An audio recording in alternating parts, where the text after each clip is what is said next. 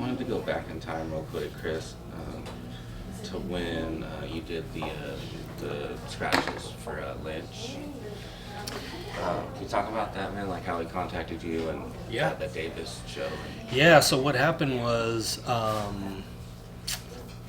so I was with Smack, shout out Smackola. We found out that we were actually with Joe Trigari. She was a big deal, like with In a Minute Records out of Oakland and Music People, and somehow we were rolling with them, and we went out to Davis to a show. His brother Lynch was performing.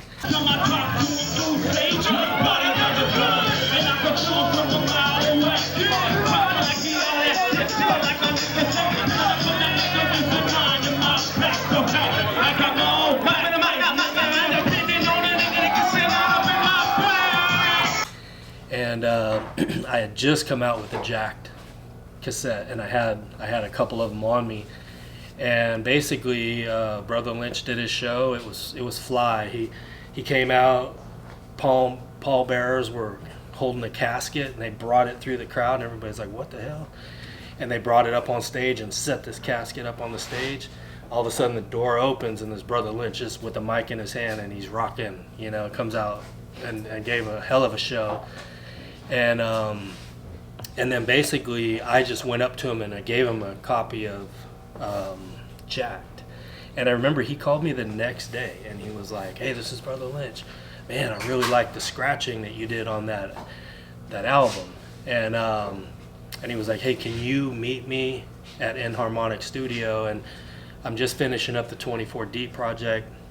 We're gonna do a remix of 24 Deep and we're gonna put it out on vinyl." So I remember I went there. I think that might have been the first time I was at Enharmonic. Walked in, there was a couch on the right. I think MC Heist was sitting on the couch, and Zigzag, and maybe Mr. Doctor was there. I set up my turntables just like this, and I remember he was laughing because I had the vinyl cleaner, like the liquid. I poured in a rag and kind of cleaned the record real quick. He's like, "Man, this guy came with oils and everything," and he had. I already had the cassette, so I knew what song he wanted. So I decided to pick the DOC, where he goes, "And then comes the," what does it say? "And then comes the 1 to the 2 to the 3 and 4," and so I was just scratching on, "And then comes the 2, 4, 2, 4," because it was 24 deep. So I already kind of had it in my mind and I had practiced it. So I just literally showed up, did it, and just left. And I think they were like, "Whoa, what just happened?" Like, I probably, looking back, I probably should have hung out with them. You know what I mean? I was just like, I came in, I crushed it, and I just left, Yeah. And I think he actually wanted me to go be his like DJ on tour, and I should have taken that offer. But I was trying to be a good boy, and I was like going to Sac City College, and I couldn't really just stop. So that's kind of how that happened. And then I remember, that's pretty much how that happened. Damn, so that ended up being the 24 Deep remix.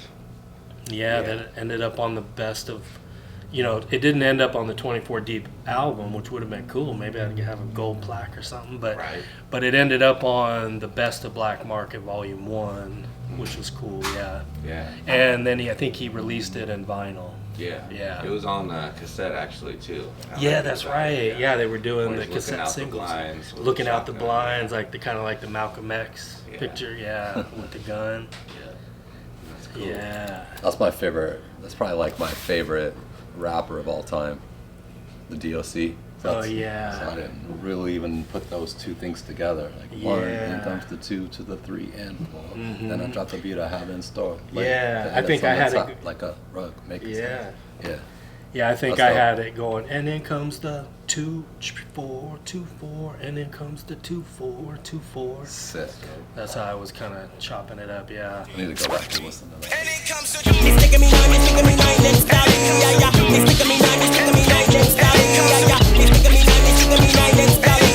This is how me know we're gonna 50 1 50. Come on now. It's taking me 9, it's taking me 9, let's start it. It's taking me 9, it's taking me 9, let's start it.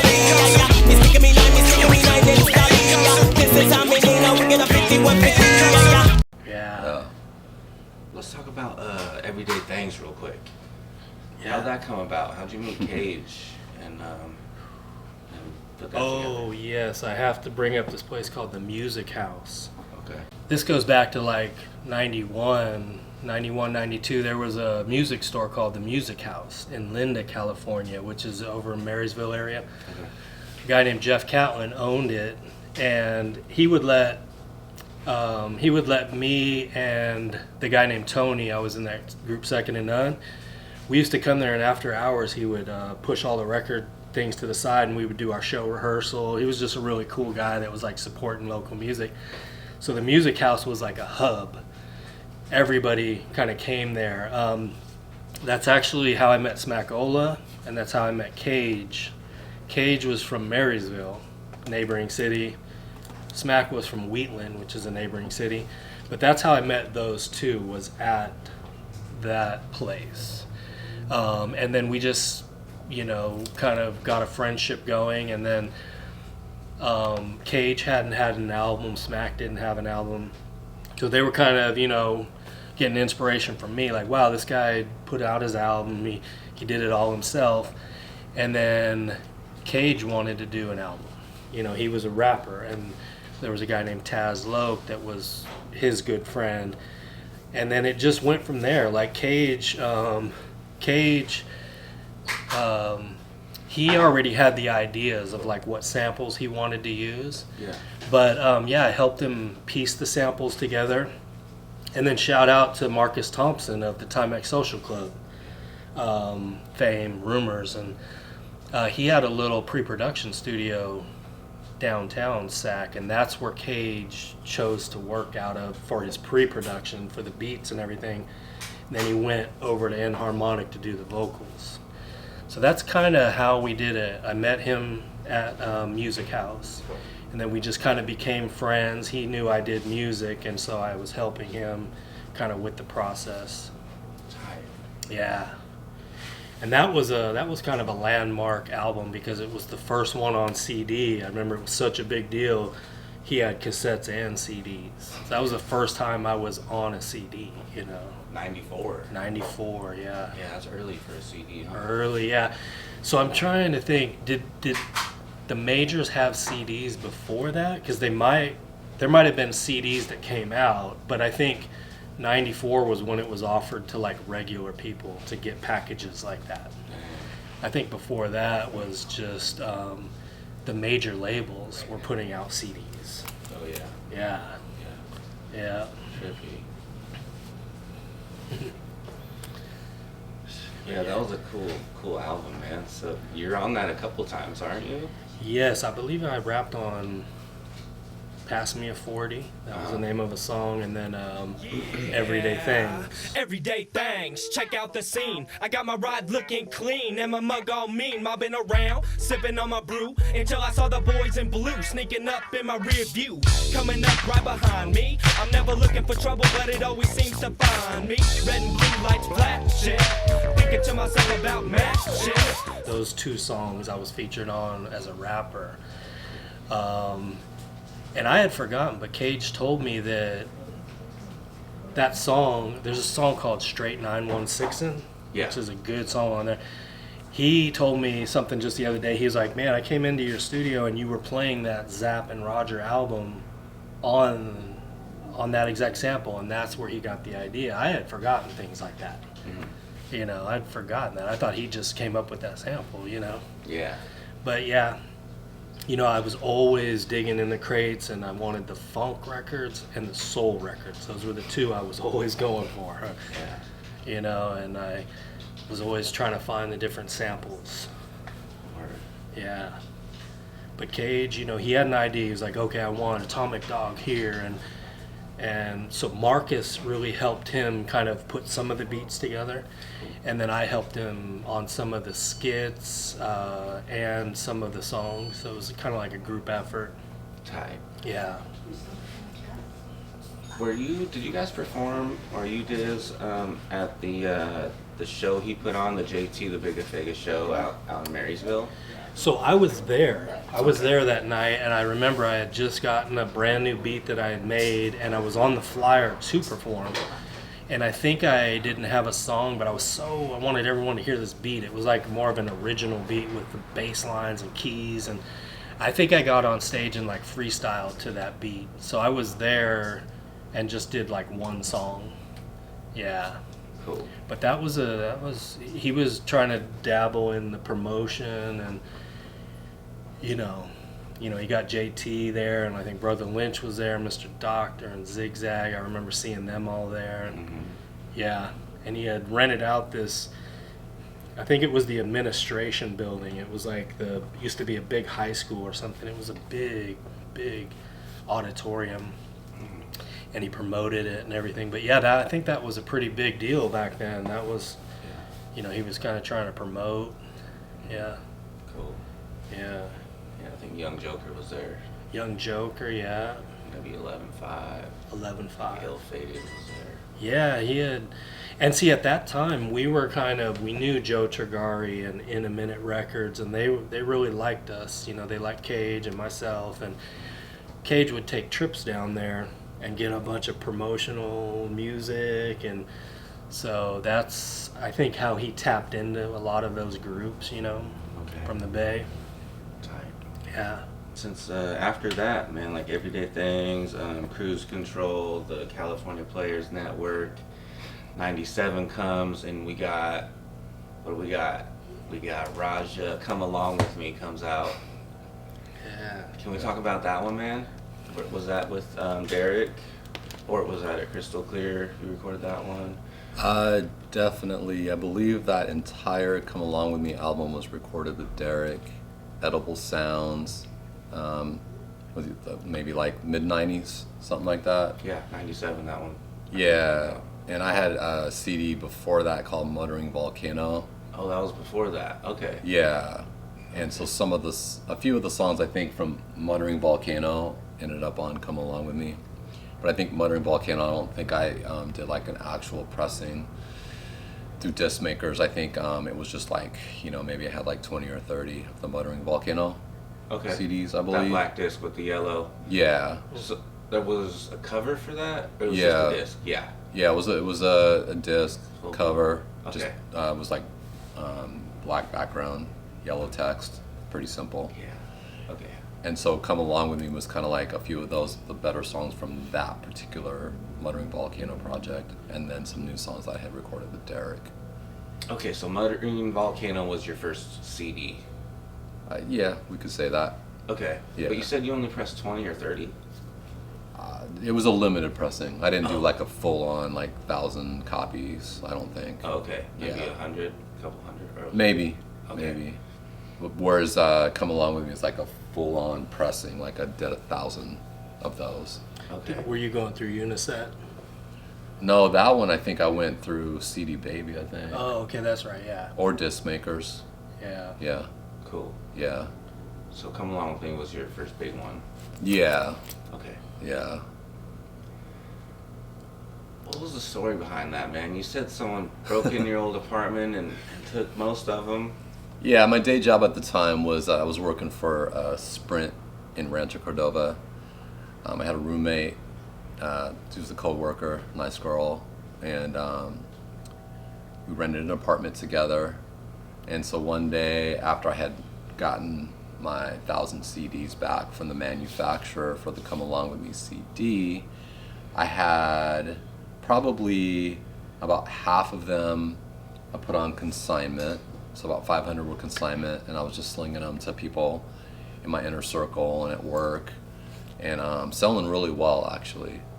And then I had them on CD Baby, and I was getting a lot of sales like in like China and Japan.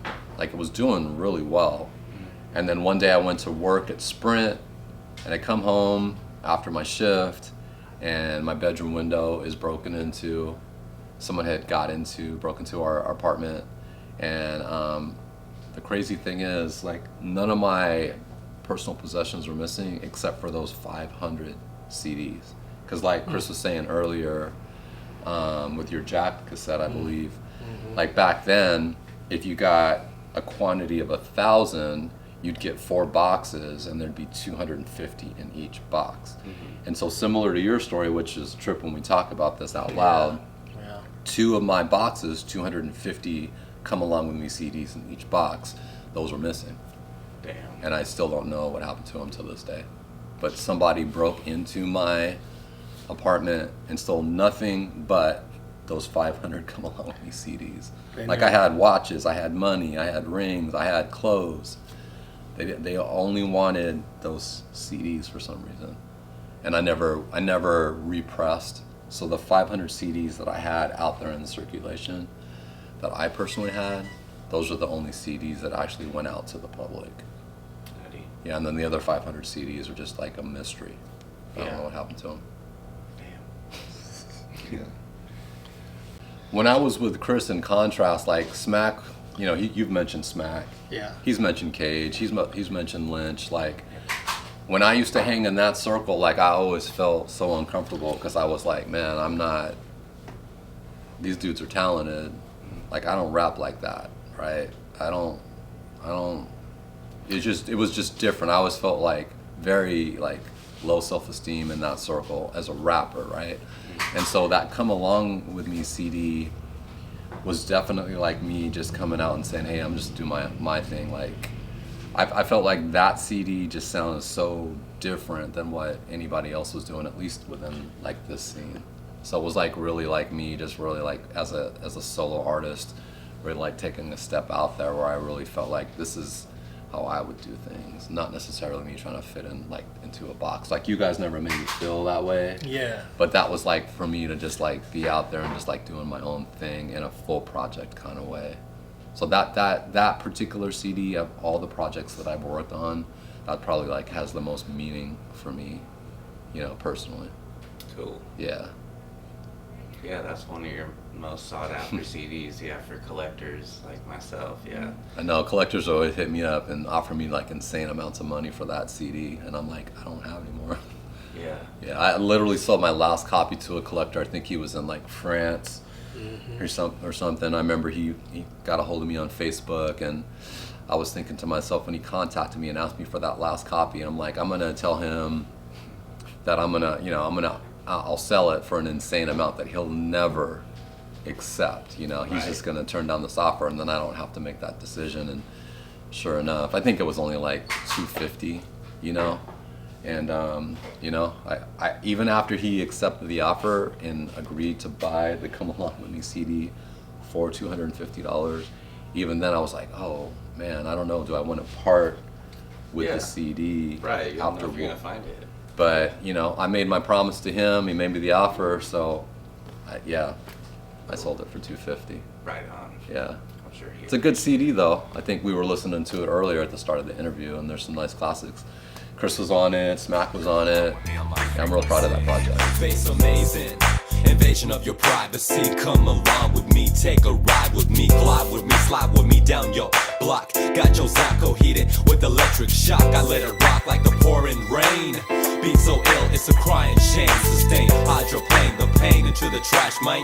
I want the juicy fruit and the cash, man. Don't crash, man, don't trip off my bankroll. It wasn't long ago that I was dwelling in a stank hole. Roach smells and leaky faucets, closet full of third-hand clothes. No tissue to wipe even a snotty nose. But I rose to the occasion. Made a pact with myself to make a stack for myself, so I can make sure the rest of my family doesn't have to endure this poverty slash. Shit, and you put out a few CDs, man. You did the Muttering Volcano, that one, and Night Fever. When was that? Was that soon after that? I think so. It was somewhere in that range. Put out the Lavish Collection, Night Fever, That's right. the Laid Back Sound. Yeah. That all kind of happened after Come Along With Me. Okay. Yeah. Cool. Yeah, the follow. Okay, got it. You have all those? No, I mean, Lavish Collection, you came up with the title. I think that's a great title. yeah. Yeah, check out his streaming platforms. I mean, you got, over 100 songs? You got a deep catalog over there. Yeah, but that's stuff that Ian's into, though. I don't really have that stuff, like, really online. It's more like the Charm the Riot stuff that I'm doing now. But all that stuff, like, if you have it, man, those are, like, gems. Like, I don't even have that stuff anymore. For sure. Yeah. I mean, Do you digitize think- it and you can add it to your online catalog. Do Uh, that for you, it's all good. I don't even know if I have some of that digitally, honestly. I Yeah. Maybe- can maybe digitize it, DATs. DATs, Whatever. yeah, maybe on some DATs, but I don't know, man. I look at that stuff. We were talking about that. We had breakfast this morning with Denise and Renette before we came here and did this interview, and we were talking about how like stuff from the past, like I just look at it like it was the past. I don't really like put much stock in it. I'm more like focused on like what's happening right now. So I don't know. I don't even. You're a creative. You want to like create and keep creating, huh? Yeah, I'm kind of like that. Some too. people document things, and like I try to do things. I like to Yeah. build things. So I don't know. I don't know much about those projects, honestly. Like I did them, and wherever they end up, they end up. I don't even know if I have them digitally. Believe it or not. Okay, yeah. But you were always really good at keeping all your DATs, so maybe we can combine and extract those. Yeah. Alright, cool, man. Shit, up next was like the 1990 Play I Hate. Let's talk about that right quick, man. You and Smack put that together? Yeah, so we had met at the music house, and Smack went away in the Army. So like 96, he was in the military, and he would always write me, and I would write him back, and he's like, he hadn't done a project yet. And he was, I always thought he was so talented. He's just a raw flame spitter, like he was so good at performing and doing live shows. And so when he came back, we were writing back and forth, and he's like, hey, when I get out of the Army, I want to connect with you and let's do some music. And the first thing we did was he was stationed at Killeen, Texas, which is kind of by Austin, Texas. He said, make some beats, fly out here, and I'll pay for the studio time. We knew a guy named Casanova. That was actually his guy that had a studio in his house. And we recorded like a 4-song demo. And that was the first Major Players thing. And then shortly after that, I said, okay, I'm going to go back to California and start making some beats, and then let's have you come out and do a whole project as a group called the Major Players. And so he came out for like 2 months and stayed with me and my girl at the time over off of Arden in an apartment. And I was working at Hitworks, where I was doing a barter system where I would engineer for 1 hour for Kendrick Wells, and then he would give me 1 hour of studio time that I could use late in the late night sessions. And that's how we put that whole album together, was like I was bartering for time. I was taking care of Kendrick's clients and doing all the engineering, and then he would open up the studio at night. And this was at the original Hitworks, which was 26th and D, which was a really cool spot right there by the train tracks in kind of a dead end, a little area. And we put pretty much that whole album together at that studio. And then later when he moved Hitworks to Auburn Boulevard, that's where the Mr. Diz Devilish stuff was recorded. That was like the following year. But yeah, that Major Players album was more of just like a recorded album. We didn't really perform anything because after that 2 months, his whole life was back in Texas. So he went back there. I pressed up 1,000 CDs. I didn't even put a cover on it. I think I just had run out of funds and I just wanted it out there. So I just, same thing, went to all the Tower Records and just dropped off CDs. And I want to say that Cage's CD was like my first CD, but it wasn't mine, it was Cage's. Right. So that was like my first CD that I actually had, and that came out. We recorded it in '97, and then we titled it 1990 Play or Hate because that was the year coming up. Yeah. So we dropped it in 1990 Play or Hate, and so there was no real like shows or anything, and I think that really helped Smack kind of get his deal with Roy Jones Jr. Because now he's holding an album, right? He still didn't have a solo project. He dropped Verbal Concussions in, I want to say it was 2000.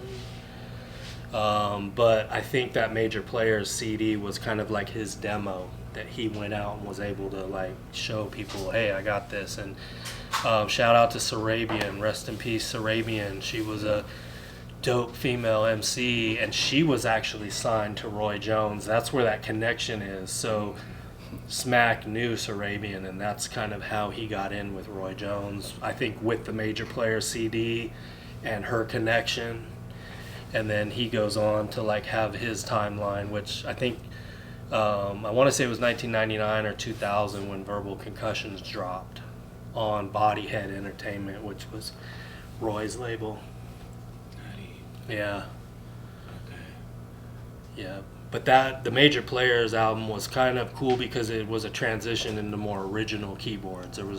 Cage was all sample based and drum machines, and then Contrast was kind of a half and half. It was like, I was saying 93, 94, we were all about the samples, but then even like around 95, I think we started messing around with the original keyboards, and so some of the Contrast has that live instrument feel, like keyboards, and then some of it has a real sample bass, because it was kind of like the changing of the eras. Okay, yeah. And by the time Major Players hit, it was all pretty much live, except like Liquor on the Curb was a sample. That was like a song that kind of made some noise. That was like one of the best songs on there, and that was like a sample. Okay. Yeah. But it even had some live guitars from my guy. His name's Anin, Anin. He was a good guitar player that I was linked in. He was kind of like my guitar man. Yeah. I always like to keep a guitar man. I would like, buy him a piece of equipment or something, and then they'd say, or we'd make a deal like, hey, I'll buy you this foot pedal. Yeah. And then record like 6 songs for me, and I'd kind of barter like that. Yeah. That Yeah. works. Yeah. Everyone's happy. Shout out to Broke Neck. He was another guitar man of mine that did a lot of the later stuff. Anin did the Major Player stuff, and then the Mr. Diz Devilish stuff was all Broke Neck. He got that name because he actually played a guitar with a broken neck Okay. for like some show or something, and he pulled it off. I think that's how he got his name. Got it. But yeah, a lot of that was, and I had listened to Raj, like Derek D always had this really clean sound coming out of it, quality wise. It was just sounded real shiny and real clean, and Raj was always like, man, you gotta come over here. So I did all the Mr. Diz Devilish beats at Hitworks, but then I took those ADATs over to Edible Sounds, and that's where we did all the vocals and the mix downs and the guitar work and all that stuff. Okay. Yeah. Yeah, that's a really desirable album, that 1990 Play A too. A lot of collectors are after that. It's just a really good album too, man. Man, I appreciate that. That Yeah. song like Sideways to the Highway on there. Yeah, so let's see, Sideways to Your Highways, that was a song that, okay, so after Major Players came out, Smack came back and he said, hey, I got this deal with Roy Jones. I can pay you to do 3 songs. And so that song ended up on Verbal Concussions, and then I also used it on the one I brought you today, the Mr. Diz Devilish, because those 3 songs I did the beats for. Even though he paid me a little bit of money, it was still like I think we had signed paperwork, but I was like, that's half my song, you know what I mean? So there was 3 songs that ended up on Devilish that also are on Verbal Concussions, and Sideways to Your Highways is one, and then Home of the Earthquake is another song that features Tite of Loke to the Brain, and then the third one was what was the third song we did? It'll come to me in a minute. The one with Giitis, Runnin' Wild. Okay. Which is kind of an underground cult classic. Definitely. It's talking about the females are running wild, But that's kind of, those 3 are on both albums. Okay. Yeah. For sure. Yeah. Yes, But in a nutshell, I think that was kind of the peak of what I accomplished, because that following year in 2000, I found out I had a son with Jade, who's a rapper. in Texas. So I basically, that's kind of when Mr. Diz kind of disappeared from the sax scene. I dropped everything, sold my turntables, went out there to take care of him. So from 1990 to 2000, I did all that work. And then from there, I've always had a keyboard at the house, but I just never really released anything. So I was out there for about 4 years and then came back and then slowly kind of built my studio back up. Okay. Yeah. And yeah, you were like on with G-itis on some G-itis song. You did a song with C. Lim and on that Cali Factors album. Yep. So it's cool you brought up G-itis because I was like one of his go-to producers. Yeah. He'd make a deal. He'd say, "Hey, I'll buy you this keyboard. Make me 10 songs." You know. So all these bartering deals were going on. Plus, I was the head engineer at the studio, so people were finding out I was doing beats. So I think I counted it one time. I think I ended up on like 50 albums. Damn. And a lot of them were through G-itis, you know, like they were either albums he put out or stuff like that, you know. So like 98, 99, I mean, I was really peaking, you know. I was like just going crazy. And that's where a lot of those songs came from, yeah. Cool. Let me backtrack. I know we're running out of time. I'm going to try to wrap it up. Let me go back real quick to you were on Mr. Doctor's Bombay. Yes. How'd that happen? So I got to give that props to Faux Loco. So Faux would always be at Hitworks, both of the Hitworks, the Hitworks 1 and Hitworks 2. And Faux and I got, to become friends. And, we did a barter deal where I said, "Oh, hey, Faux, I'm going to record a song for you and you record a song for me." Yeah. So the song, so we did that, and Mr. Doctor basically heard those songs and was like, "Hey, I like your production, can you do a beat for me?" And that's how I linked in with Mr. Doctor. It was, so what happened in that, I played him some beats, he picked a beat, and he was like, "Hey, I can give you $500 for that beat." And I said, "I tell you what, just rap on my album, and we'll call it good." And so that's how Mr. Doctor ended up on the song on Mr. Devilish, called All Night Long. Okay. So it was a barter system. But shout out to Mr. Doctor because he didn't have to do this, but he was like, "I like the way that guy raps. I'm going to put him on one of my songs." And that's how I ended up rapping on World Keeps Spinning On, was through Faux Loco. And Mr. Doctor didn't have to do that, he was just like, "Hey, I want to put you on this 8-bar verse on World Keeps Spinning On." Well, it's your player partner, Mr. Diz back on the scene. Diamond in the back, sun rooftop with the gangster lean. Gangster white walls, rolling with Doc, Reg, and Fall. See, we all riders, man, while everybody else is hitting the flow. I'd rather be the one holding that sack, fill it up with the green, than the one laying on my back, looking up at the scene.